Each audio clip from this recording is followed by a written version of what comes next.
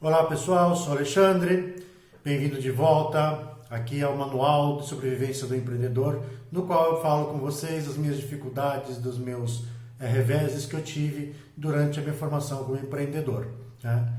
Aqui, nesse momento, eu vou falar para vocês sobre quais foram as minhas dificuldades.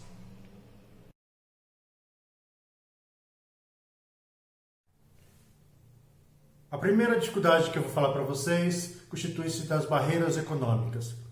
Algo que é muito notório entre os empreendedores que começam o seu negócio é que eles lidam com o know-how de escassez. A gente trabalha com o que a gente não tem, né? Com dinheiro. Né? A gente não tem muito dinheiro para a gente fomentar nossa pequena empresa. Então, o que a gente faz? A gente cria alternativas criativas, a gente cria soluções criativas novamente, a gente busca gerar valor a partir de uma outra perspectiva que não acrescentando dinheiro na nossa organização. Como é que a gente gera valor a partir de outra perspectiva?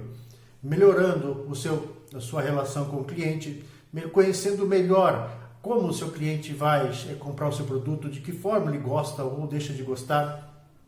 Se o consumidor, você fornece um serviço e o consumidor gosta do seu serviço, como isso pode ser melhorado em termos de relação de proximidade com o cliente, a aderência ao mercado do seu produto, a qualidade do seu produto. Então, tudo isso pode ser um gerador de valor sem acréscimos de grandes quantidades financeiras. As barreiras pessoais são muito comuns entre os empreendedores e elas referem-se às dificuldades que o indivíduo tem em solucionar alguns problemas ou problemas dentro de si, né, dentro de sua mente, ou quais são as alternativas que eu tenho às pressões que eu estou sofrendo. A primeira que eu posso citar é o medo de não dar certo. Então, todo empreendedor, quando começa, ele tem um pequeno receio. Será que eu vou meter os pés pelas mãos e aí vou afundar? Esse medo é comum, tá? É muito comum, eu também tive isso, passei por muitas vezes isso.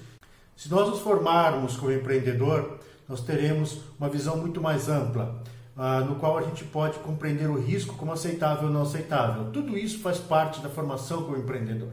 Né? Dúvidas sobre a qualidade do seu produto. Será que o produto do outro é melhor que o meu e o meu não vai emplacar? O produto que eu compro é melhor que o meu? Será que o meu é ruim? Ter certeza do que você faz parte da formação como empreendedor. Seja bem ou serviço, ele deve ser medido perante aquilo que é capaz de fornecer ao consumidor cliente. Caso a gente não consiga saber o que a gente fornece, não consiga gerar valor, temos um sério risco aí. Né? Porque como as pessoas vão perceber o meu produto? Você não sabe? Está correndo sério risco aí. Então, como é que a gente vai, eu, você e nosso pensador aqui, como é que nós vamos criar isso? Não é? Ainda sobre essas barreiras pessoais, temos a dúvida sobre si.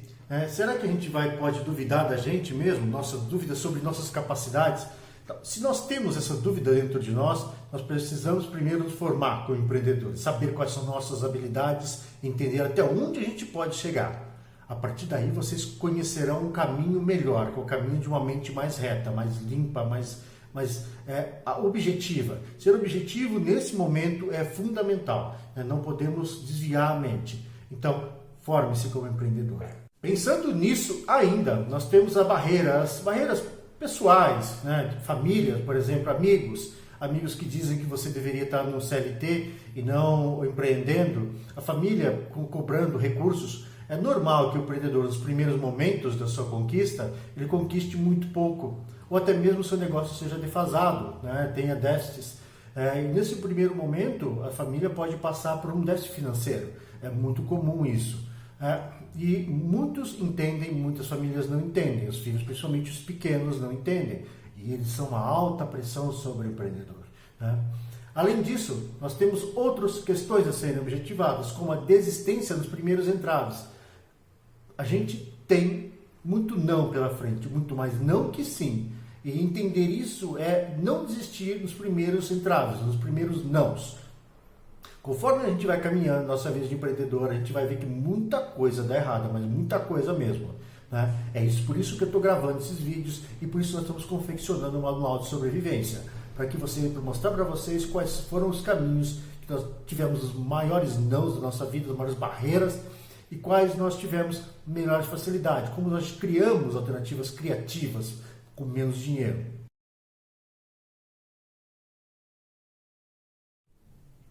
Outra barreira é a barreira do mercado.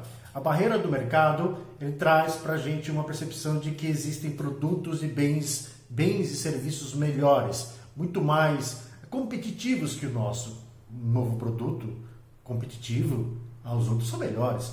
Pensando assim, a gente cria uma dificuldade de estabelecer qual é o nosso verdadeiro produto, né?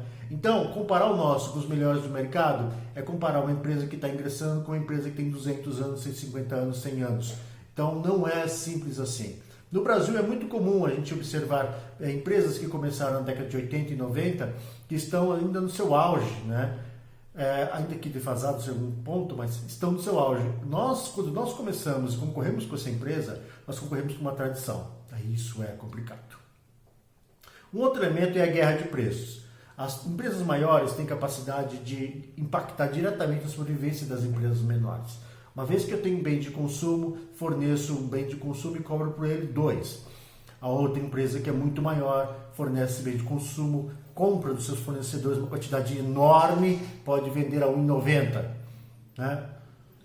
O cliente pode ser sensível a esse preço. Ser sensível a esse preço significa que o cliente vai preferir o de preço menor. E, mais uma vez, você pode baixar para R$ 1,90, enxugando seus custos, diminuindo seu lucro, e a maior empresa pode diminuir mais ainda. Esse é chamado guerra de preços, não é bom para ninguém, porém, quem é menor sempre tende a se dar pior na situação. Então, crie um produto de alto valor agregado, alto valor percebido. A marca conhecida, ela impacta diretamente a nossa percepção de como concorrer com uma marca conhecida. Não, vocês não têm que concorrer com a marca conhecida, vocês têm que criar uma identidade própria. As marcas conhecidas, elas têm sua identidade. Então temos que criar uma identidade própria e buscar colocar essa identidade na mente dos consumidores. Daí a gente começa a concorrer com as marcas conhecidas, né? Um caso bastante icônico desse exemplo são os refrigerantes regionais. Refrigerantes regionais não concorrem com Coca-Cola, a não ser para as pessoas que moram na região nos quais eles são feitos. Esse sim, nesse momento sim. Eles concorrem com a Coca-Cola, uma mega empresa centenária em todo o mundo. Pode concorrer com o Guaraná pequeno? Pode, sim, um concorrente direto. Né? É comum observar que a preferência de pessoas por produtos que são regionalizados, de identidade, é muito maior. Então, preste atenção nisso. A síndrome do genérico e do 1,99. O brasileiro tem uma sina que surgiu na década de 90, que é 1,99. Aquelas coisas que vinham da China não prestavam, eram baratas e quebravam rapidamente. Né? Depois veio a ideia do Xing Ling, o genérico. Então a gente fala genérico para tudo. Você tem aquele refrigerante, o bom e o genérico, qual que você quer? Então, a síndrome do genérico entrou no Brasil, na mente do brasileiro, construindo a ideia de produtos bem ruins, mas bem baratos. Temos que evitar essa síndrome. Temos que criar algo diferente dentro da nossa identidade com valor agregado. Esses elementos eu vou criar para vocês, no sentido de mostrar para vocês nos próximos vídeos e no último ponto desse vídeo, né, de todos esses vídeos, da série de 8 vídeos, nós mostraremos como construir um modelo Canvas no qual vocês podem se aprender para criar valor de verdade. E os locais de distribuição, acredito eu que são outro ponto que as pessoas erram muito. Locais de distribuição nos quais são distantes dos seus consumidores ou com baixa estrutura, pobre ou baixa estrutura. Lembro muito bem de estar em São Paulo e o que eu mais queria era fazer academia. E perguntei para um amigo meu, olha, onde tem, coisa e tal. Falou, tem um aqui perto, é bom preço, coisa e tal. E tem estacionamento? Não tem. Então, algumas questões que são bastante simples para o consumidor não são bem claras para quem está fornecendo bem o serviço. Então, seria interessante, além de tudo, conhecer muito bem o cliente para saber que tipo de valor a gente pode gerar.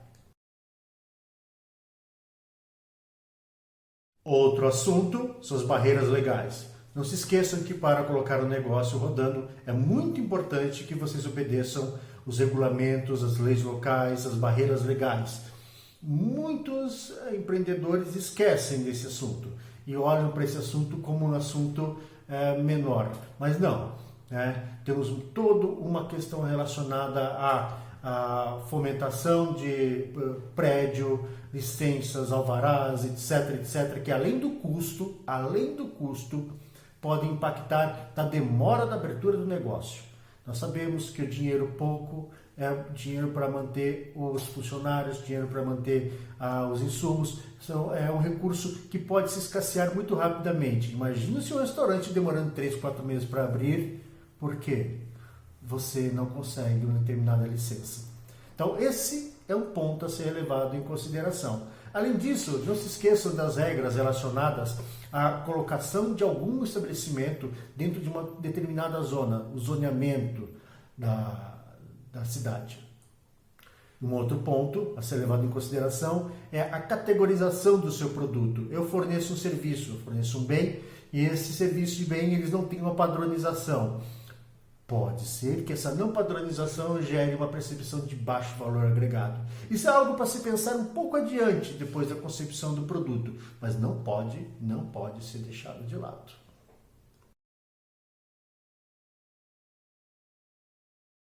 As barreiras sociais. As barreiras sociais a gente não consegue controlar, a gente tem que entender muito bem, saber como elas agem, como elas sobrevivem e como elas criam suas próprias dinâmicas. Por exemplo, saber a existência do consumidor, do cliente ao que você fornece. Bom, antes de tudo, a gente tem que conhecer, antes de criar essa empresa, a gente tem que conhecer quem são nossos clientes consumidores. E, sobretudo, entender quais são as existências desses clientes e consumidores. A gente pode estar indo no caminho errado se a gente não entender isso. A moda é outro elemento. A moda é um critério muito volúvel. Nós podemos implementar simplesmente um negócio muito bem baseado num perfil, e esse perfil de consumidor simplesmente se esvai depois de alguns meses, ou 1 ano, 2, porque era moda. Eu já vi negócios quebrarem por moda, por modismo de jovens. Então, muita solidez no que se espera. Um alto valor agregado, uma solidez no que é feito, ajuda a transpor essa dificuldade.